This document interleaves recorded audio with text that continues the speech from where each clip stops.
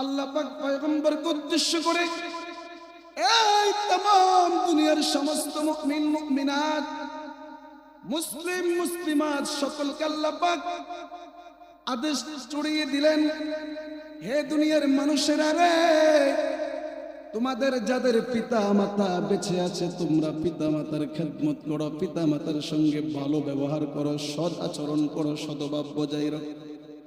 মুসলমান ভাইরা আমার, প্রশ্ন হলো ইহসান কাকে বলা হয়? আবিদানিক অর্থে ইহসান হলো অনুগ্রহ করা, সদভাব বজায় রাখা, সৎ আচরণ করা, খেদমত করা।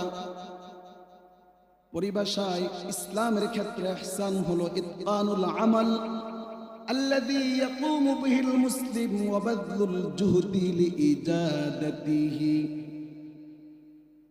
ইসলামের ক্ষেত্রে ইহসান হলো আমল মজবুত করা,